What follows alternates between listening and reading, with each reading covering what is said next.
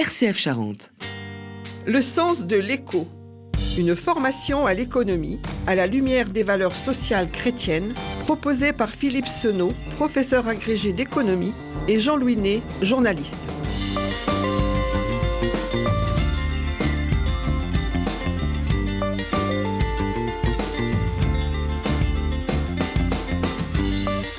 Aujourd'hui, les acteurs de l'économie. Le sens de l'éco. Pour jouer la grande scène du développement économique, il faut des acteurs.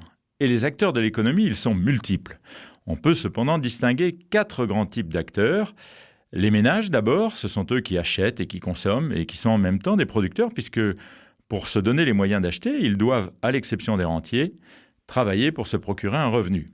Il y a aussi bien sûr les entreprises, et puis il y a l'administration qui réglemente, qui régule, qui perçoit les impôts. Et enfin, il y a le système financier qui, comme son nom l'indique, finance le tout. Commençons donc par les ménages. Philippe Senot, pourquoi les économistes partent-ils de ménages et pas tout simplement de consommateurs ? Quel est le rôle des ménages dans le fonctionnement de l'économie ? Alors, les ménages, on définit ça comme toute personne vivant sous le même toit. C'est-à-dire est considéré comme un ménage, un célibataire ou une famille. Donc, les ménages, simplement parce que leur rôle n'est pas simplement de consommer. Le ménage dans l'économie a 2 rôles essentiels, c'est l'épargne et la consommation. Alors, en dehors de l'aspect sociologique, mais qu'on n'aborde pas ici. Donc, il y a une partie qui est consommée dans tous leurs revenus pour faire vivre la famille ou des consommations individuelles. Donc, ça va directement à l'économie.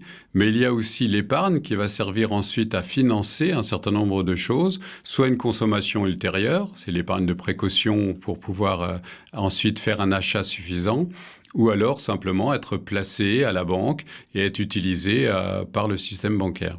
Les ménages, ce sont aussi des producteurs, puisque les ménages qui travaillent, ils sont une part des entreprises d'une certaine façon. Tout à fait. Les ménages, par définition, vont fournir le secteur travail. C'est-à-dire que lorsqu'on va étudier l'entreprise a besoin de bras. Et donc, c'est en faisant des offres d'emploi qu'ils vont pouvoir systématiquement avoir des personnes, des ménages qui vont se présenter pour travailler et gagner un revenu, puisque pour eux, c'est une question essentielle. Qui ne travaillent pas d'ailleurs en tant que ménage, puisque j'ai bien compris ce que vous venez de m'expliquer tout à l'heure. Le ménage, c'est les gens qui vivent sous un même toit. Donc, il y a plusieurs travailleurs, ou quelquefois un seul, mais qui, j'allais dire, pourvoit à la subsistance de l'ensemble du ménage. Tout à fait.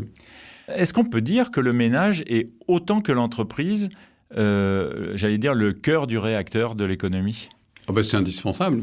Il y a plusieurs acteurs, c'est-à-dire que c'est comme une pièce de théâtre. C'est-à-dire que la pièce ne peut pas fonctionner s'il manque un acteur indispensable. Donc le ménage est incontournable. C'est lui qui fournit les bras, la main-d'œuvre, mais c'est lui qui va après consommer et donc qui finance en partie aussi, de la même manière que l'entreprise est indispensable parce que si elle n'existe pas, les bras, par définition, ils ne pourront pas se nourrir et ainsi de suite. Donc tous les acteurs sont indispensables. C'est ce qu'on appelle le circuit économique ou la combinaison des facteurs économiques qui permet la croissance et la production. Comment est-ce qu'on peut agir sur son comportement ? On peut agir sur son comportement de différentes manières. D'abord, il agit lui-même d'une manière autonome. C'est-à-dire que son comportement, ça va être fonction de la culture locale. Par exemple, dans la consommation, il est évident que les besoins vont être différents d'une famille à une autre. Il suffit de voir comme on a des choix différents d'habillement, de voitures, etc. Ensuite, il y a toute l'action de l'entreprise qui, par la publicité, les techniques mercatiques, va essayer d'orienter le consommateur. Il y a aussi les techniques de financement. L'État va faciliter ou pas l'épargne ou les placements en donnant des avantages, en donnant un taux d'intérêt pour tel type de livret ou au contraire en le baissant si on ne veut pas favoriser l'épargne. Il peut aussi intervenir par l'impôt. En prélevant de l'argent, il diminue d'autant le revenu et la consommation. À l'inverse, en donnant une subvention, si on fait des travaux d'isolement, par exemple, d'isolation, pour améliorer les économies d'énergie, on ne fait rien d'autre que de stimuler et la production industrielle, l'investissement des entreprises, mais aussi la consommation des ménages qui vont acheter tel ou tel produit, une voiture électrique plutôt qu'une voiture diesel, parce que la réglementation a changé, et ainsi de suite. Le sens de l'éco. Philippe Senot, Jean-Louis Ney. Vous parliez tout à l'heure des consommations différentes des ménages selon leur culture ou selon leur situation. Il y a quand même eu aussi une énorme... cette consommation de ménage varie aussi énormément en fonction de l'histoire et du degré de développement. Est-ce qu'on peut dire en 2 mots l'évolution des grandes masses de dépenses des ménages par rapport à la période d'avant le décollage économique, notamment la place du logement, la place de la nourriture, etc. Alors ça a été très très bien montré par un économiste qui s'appelle Engel, E-N-G-E-L, qui a montré qui n'est pas le même que Engels. Non, qui est surtout pas un communiste, qui est un capitaliste pure souche, mais qui a analysé et qui a montré, vérifié dans tous les pays du monde, qu'au fur et à mesure que le revenu augmente, sa structure changeait. C'est-à-dire que dans une économie archaïque, en fait, l'essentiel de la consommation, c'était la survie alimentaire. Donc la consommation alimentaire, qui va progressivement diminuer au profit d'une consommation de biens industriels, de biens qu'il a qualifiés à l'époque de luxe, parce que c'était le luxe qui est l'habillement, le confort, le meuble, etc. Puis apparaissent ce qu'on appelle les biens de dépassement, c'est-à-dire loisirs, culture, etc. Et au fur et à mesure qu'il y a croissance, on voit que d'ailleurs la part de la population dans l'agriculture diminue, de la même manière, parce que la consommation de produits agricoles diminue en proportion. Pas en total, on mange mieux. Mais en même temps, la productivité augmente. Oui, mais disons, notre part de budget dans l'alimentation, il faut bien voir qu'au 19e siècle, 50% du budget, c'était que du pain. Il faut le rappeler en France. Donc c'était quelque chose d'essentiel, de vital à la survie. Donc nous passons de moins en moins maintenant de parts de consommation dans le vestimentaire, le mobilier, etc. Ça ne veut pas dire qu'on n'améliore pas encore ou qu'on n'augmente pas notre consommation, mais la part relative dans le budget diminue. Et par contre, l'essentiel de notre budget maintenant passe dans ce qui s'appelle le téléphone, l'ordinateur, les loisirs, les sorties, le restaurant, etc. C'est-à-dire tout ce qui va être loisir, dépassement. Et c'est une évolution constante partout. Est-ce qu'on peut dire, à vous entendre, c'est le sentiment que j'ai, qu'au fur et à mesure du développement économique, la consommation se dématérialise ? On peut dire ça, mais on peut dire surtout qu'il y a une sorte de saturation de certains produits. C'est-à-dire que lorsque vous avez faim, vous prenez des produits agricoles. Et puis, vous allez continuer à améliorer votre consommation agricole parce que vous avez tellement eu faim. Et puis, à un bon moment, il y a satiété. C'est-à-dire qu'il y a un blocage. J'ai plus faim, je ne vais pas prendre plus. C'est pareil pour les produits industriels. C'est flagrant, on a une télé, on se rend compte que maintenant on a presque une télé par pièce, mais à partir d'un moment, il y a saturation. Les gens ont de plus en plus 1, 2 voitures par ménage, à la rigueur 3 s'il y a un enfant qui n'est pas loin, mais après, stop, il y a saturation. Alors que les biens de dépassement de loisirs, il n'y a pas de saturation. Donc ça explique que la consommation ne cesse d'augmenter, de changer, et avec, par définition, de plus en plus de populations qui travaillent dans ces secteurs-là, ce qui revient à ce qu'on en avait déjà dit. Et ce qui nous ramène à l'idée qu'on peut avoir une croissance continue.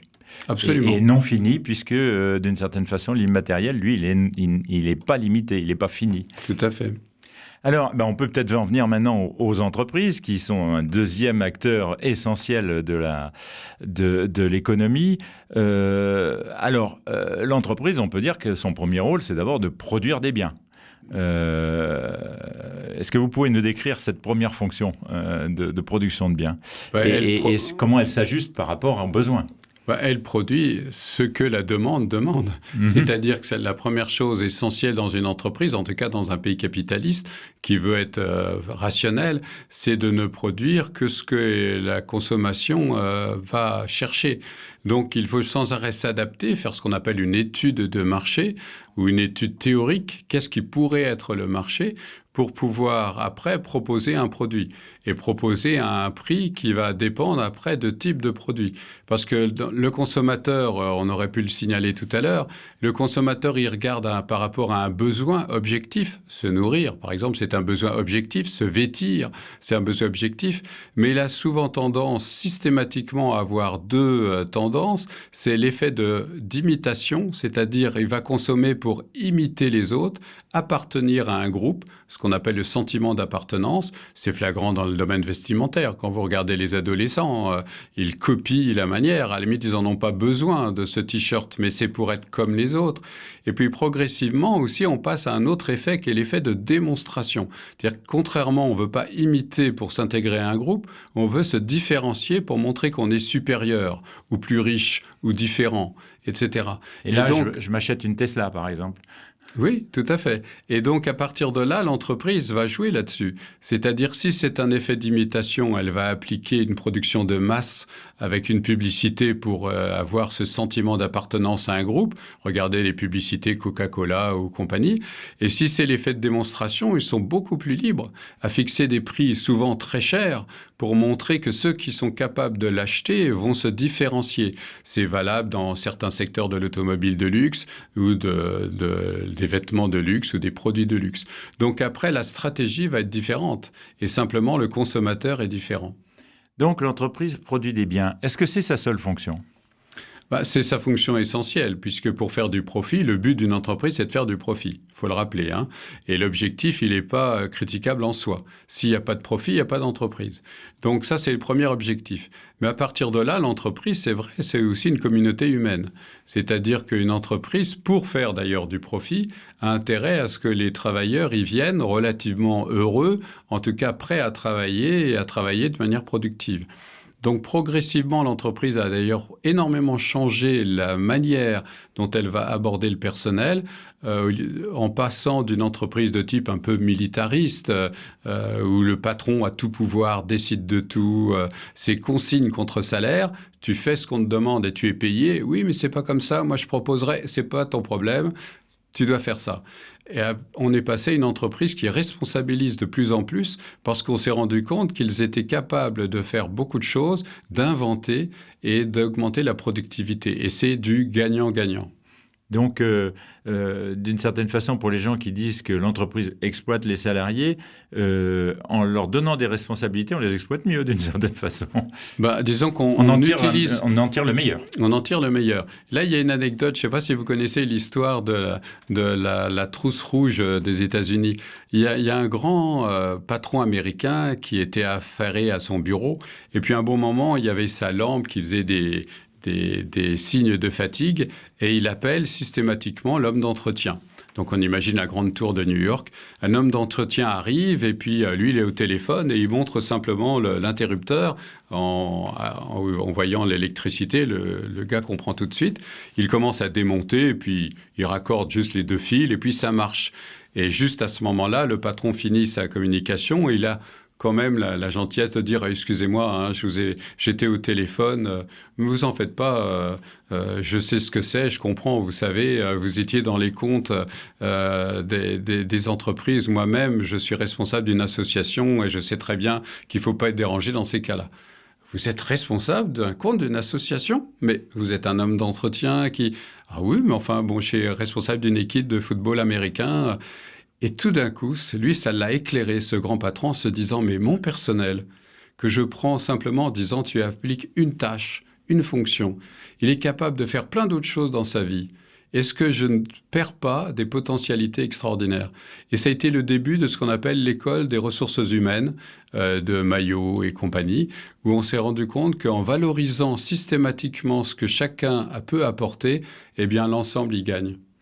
Et là, d'une certaine façon, l'efficacité économique rejoint l'éthique et peut-être le souci aussi que peut avoir l'Église de faire que l'entreprise soit aussi un lieu d'accomplissement, de réalisation de l'être humain.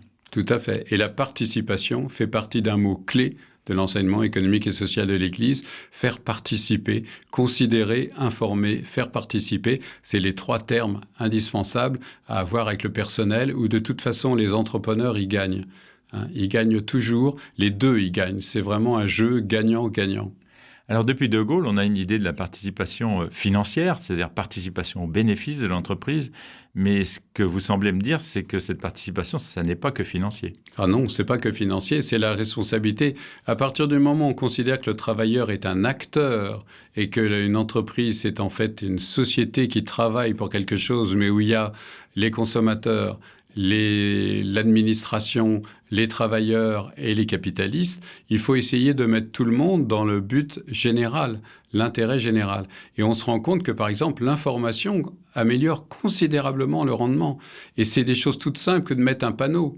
Mettre un panneau en disant on a obtenu tel chiffre d'affaires grâce à vous. Hein, c'est pour le bien public que nous avons fait ça, c'est bon, etc. Et donc on en est fier.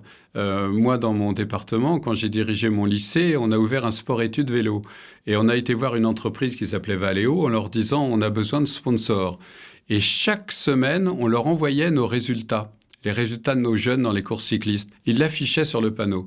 Et le patron nous a signé chaque année son aide parce qu'il nous disait c'est incroyable. Le lundi matin, ils vont tous voir le panneau et dire oh, on a gagné. C'est-à-dire que c'est les jeunes qu'on sponsorise qui ont gagné telle course, tel critérium, telle chose. Et tout le monde s'identifie à ceux qui ont gagné. Voilà. Et il s'est rendu compte que finalement, ça motivait le personnel alors qu'ils avaient donné de l'argent qui était de l'argent collectif finalement. Et donc, on peut dire que l'entreprise, c'est un lieu de socialisation et d'une certaine façon, une vraie aventure collective. C'est une petite société, une entreprise. Complètement. Une petite famille, on pourrait même aller dire, sans tomber dans le paternalisme. Oui, mais ça l'est au sens réel. Quand vous regardez ce qui se passe à la pandémie, moi j'ai vu des entreprises, des petites entreprises, c'est vrai, mais avec des patrons qui refusaient de recevoir un revenu pour pouvoir préserver leur personnel et ne pas les licencier. Donc je crois qu'il y a un vrai attachement ensuite, presque de type familial. Et ça joue dans beaucoup de domaines. Alors là, vous touchez du doigt un sujet que je voulais aborder avec vous parce qu'on va dire que le hiatus qu'il peut y avoir entre l'entreprise et ses salariés, c'est quand ça commence à aller mal et c'est le problème de l'emploi. Parce que ce que le salarié attend de son entreprise, c'est une forme de sécurité dans sa vie matérielle, bien sûr de réalisation dans son savoir-faire professionnel, etc., mais de sécurité aussi. Et donc, quand arrive le moment des plans sociaux, là, c'est compliqué. Quelle vision on peut avoir, avec un regard chrétien, de la doctrine sociale de l'Église, de la gestion des effectifs en période de crise ? Je m'excuse de dire ce mot complètement technocratique. Oui, mais malheureusement, qui est une réalité. Et c'est face aux difficultés que l'on voit la réalité des valeurs que l'on défend. Donc là, il y a plusieurs conditions. C'est-à-dire que l'Église est très claire là-dessus. La première chose qu'il faut faire, c'est l'honnêteté de l'information. C'est-à-dire que les travailleurs ont le droit de savoir et ont le droit de contrôler. Et moi, j'ai rencontré des patrons chrétiens qui étaient face à des difficultés. La première chose qu'ils faisaient, c'était de dire « Vous avez les comptes devant vous, vous pouvez vous faire assister des gens que vous voulez, mais regardez, malheureusement, nous sommes obligés de nous séparer de, par exemple, 10 personnes sur les 100 parce que la situation est intenable. Si on ne le fait pas, c'est pire pour la collectivité. Et ça, l'Église en est consciente. Moi, j'ai connu des entreprises textiles dans la région flérienne où des personnes qui n'ont pas voulu licencier 4, 5, 6 personnes ont dû fermer l'usine quelque temps après parce que la concurrence finalement avait ruiné l'ensemble. Donc, il faut malheureusement, l'économie, c'est une réalité objective. Donc, la première chose, c'est l'information. La deuxième chose ensuite, c'est la manière dont on va traiter les choses. C'est-à-dire, il y a des manières humaines de traiter. Il y a maintenant tout un tas de réglementations dans les plans sociaux. Mais après, il y a la réalité, si on les applique ou pas. C'est-à-dire que c'est à l'employeur à essayer de rechercher vraiment si dans les entreprises voisines ou dans les plans de formation, il y a manière de se reformer, de se recycler. Et puis, dans la manière dont on va licencier, il y a des manières de licencier. C'est-à-dire que on a vu des choses terribles il y a quelques années où des personnes ont été convoquées en disant « Il y a un taxi qui vous attend dehors, vous prenez vos affaires, on ne veut plus vous voir. » Oui, ou même licencié par SMS, c'est arrivé. Tout à fait. Et ça, c'est des choses inadmissibles. Donc, ça reste une communauté humaine. Moi, j'ai rencontré en Bretagne un dirigeant chrétien qui, au moment de la crise des subprimes, a été touché par des grosses difficultés dans l'agroalimentaire et il a dû licencier le tiers de son personnel. Et moi, je trouve qu'il a fait quelque chose d'extraordinaire quand même. Il a convoqué tout son personnel, il leur a montré tous les comptes, ce que je vous disais, et leur a dit ce que je vous propose. C'est moi qui prendrai la décision. hein. C'est mon capital, c'est mon usine, c'est la survie de mon entreprise. Mais les 30 personnes qui vont devoir quitter l'usine, je vous propose que vous me fassiez non pas le nom, mais disons les conditions de ceux qui doivent prioritairement rester ou ceux qui pourraient partir. Sur quels critères on va pouvoir le faire? Ils ont joué le jeu, le personnel, ils ont vraiment joué le jeu. Et d'une manière très honnête, ils ont dit, toi, tu as un conjoint qui a un travail, qui gagne a priori bien sa vie, tu ne seras pas prioritaire pour être maintenu. Toi, tu as des enfants qui sont en université, qui a des coûts élevés, tu seras prioritaire pour être maintenu. Bon, et ainsi de suite. Et l'employeur a objectivement suivi pratiquement ce modèle. Alors c'est vrai que c'est un petit peu se décharger. J'allais vous dire, c'est quand même un peu se défausser et puis surtout désamorcer les oppositions possibles. C'est de la stratégie quand même. C'est de la stratégie, mais c'est en même temps, je crois, une vraie morale. Une vraie morale parce que ça s'est fait sur des conditions objectives de prioritarisation du maintien. Et ce qui est remarquable, c'est que ce patron a réembauché pratiquement tout le monde après, au fur et à mesure parce que les choses se repartaient. Une histoire qui finit bien, tant mieux. Le sens de l'écho, Philippe Senot, Jean-Louis Ney, RCF Charente. Ce que vous dites sur la priorisation des plans sociaux nous amène directement à un troisième acteur de l'économie qui est l'administration. Et là, on peut s'intéresser à l'administration du travail pour faire le lien.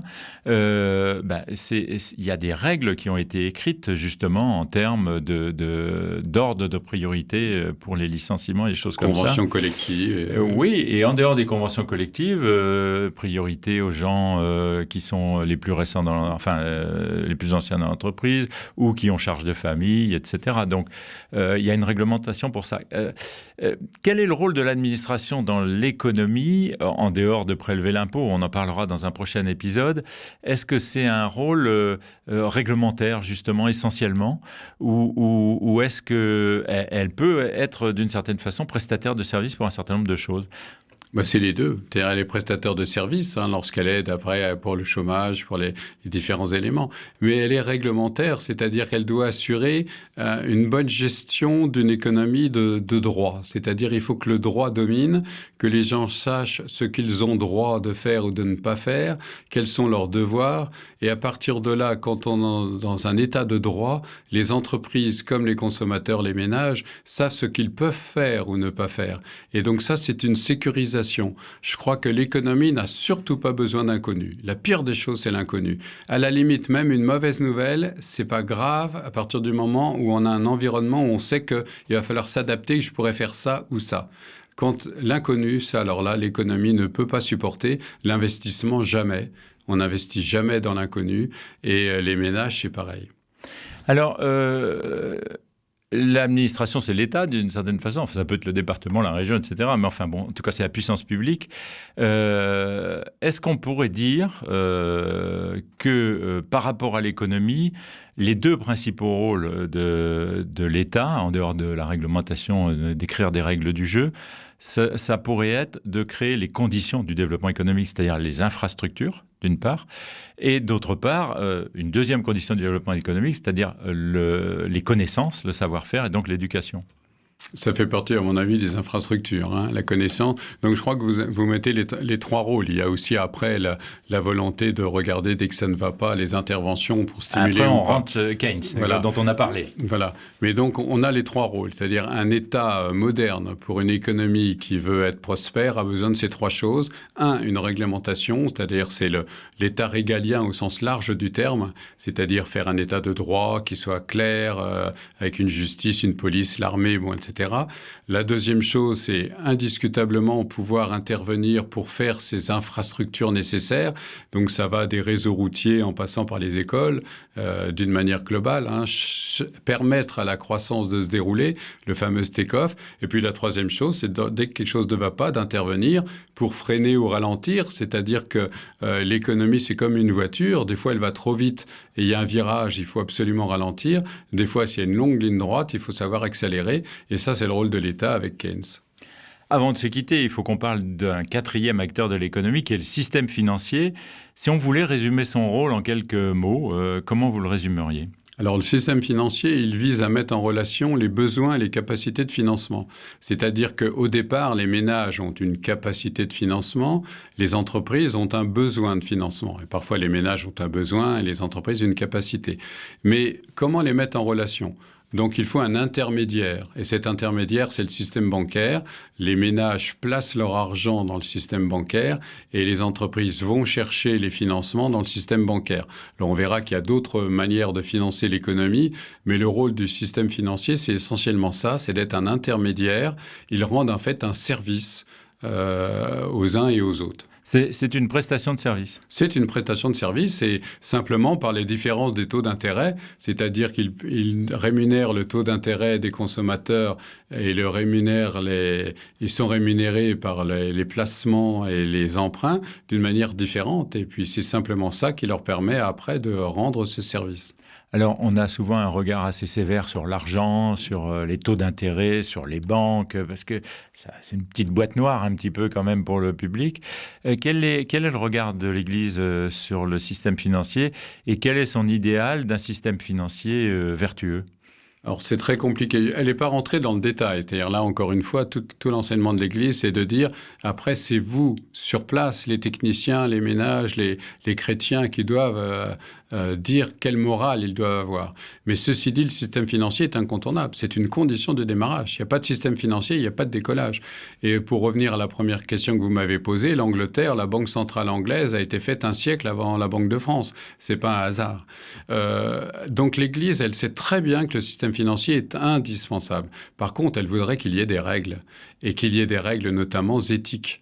Et c'est là où il y a un problème, c'est que depuis quelques années, le système financier s'est complètement déréglementé et est devenu un marché presque libre, où des gens arrivent avec des idées tout à fait originales de placement et donc d'idées de spéculation, où là, la spéculation est vue comme étant un objectif en soi, le profit pour le profit sur l'argent, et non pas sur la constitution de quelque chose de matériel ou d'immatériel, mais pour le bien-être. Et à partir de là, c'est très critiquable. Donc, il est temps de mettre de la morale dans le système bancaire avec les paradis fiscaux à contrôler. Et ça, c'est très clair. L'Église est contre les paradis fiscaux. Elle voudrait absolument une sorte d'impôt minimum. Alors, on peut voir qu'on est en train d'avancer dans ce domaine. Oui. La taxe Tobin sur les transferts d'argent progressivement, c'était considéré comme une idiotie il y a quelques années.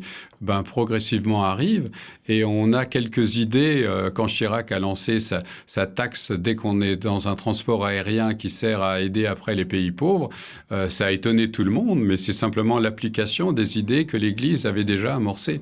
Donc les idées de l'Église avancent, y compris dans ce domaine, et c'est tant mieux. On reviendra certainement plus en détail sur le système financier, mais notre prochain épisode, il sera consacré à la fixation des prix.